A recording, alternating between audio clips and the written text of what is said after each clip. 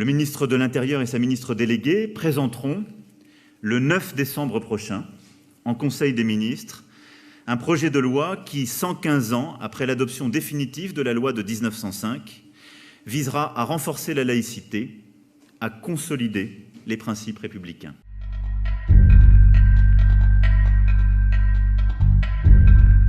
J'ai pris une décision, sans doute, et je la mesure, et nous en avons beaucoup débattu avec les ministres, sans doute l'une des plus radicales depuis les lois de 1882 et celle assurant la mixité scolaire entre garçons et filles en 1969. Dès la rentrée 2021, l'instruction à l'école sera rendue obligatoire pour tous, dès 3 ans. L'instruction à domicile sera strictement limitée, notamment aux impératifs de santé.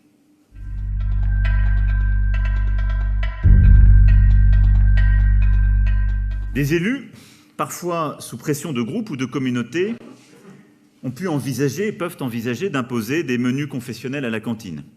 D'autres élus excluent ou projettent d'exclure les hommes ou les femmes de certains créneaux d'accès aux piscines. Ce fut par exemple le cas dans une commune non loin d'ici, où des femmes ont revendiqué des horaires d'accès distincts des hommes à la piscine. Une fois la loi votée, le préfet pourra suspendre les actes municipaux correspondant à ces situations, en constatant cette carence républicaine, et si sa décision n'était pas appliquée, se substituer à l'autorité locale avec l'accord du juge.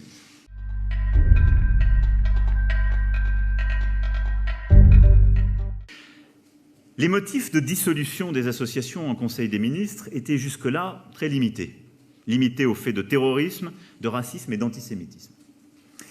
Ils seront étendus à d'autres motifs, comme les faits d'atteinte à la dignité de la personne ou de pression psychologique ou physique.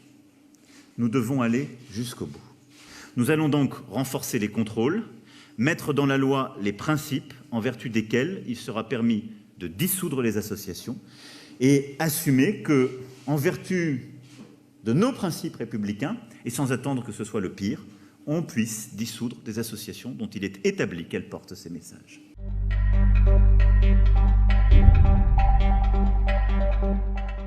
Au sein de nombreux services publics exercés par des entreprises, en particulier les transports en commun, nous avons aussi vu ces dernières années se multiplier les dérives.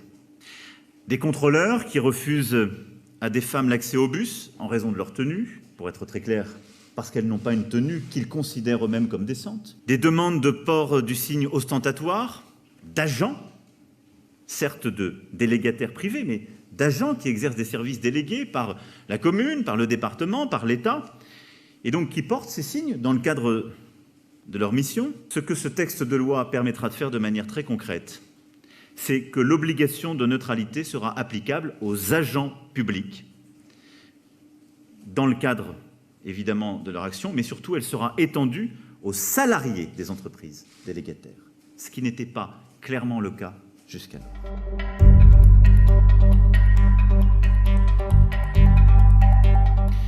Vous le savez, nous sommes un pays où nous organisions la formation des imams dans des pays étrangers, mais aussi celle de psalmodieurs que nous faisions venir de manière régulière. C'est la Turquie, le Maroc et l'Algérie qui fournissaient ces imams et ces psalmodieurs. Nous avons décidé de mettre fin à ce système, de manière totalement apaisée avec les pays d'origine.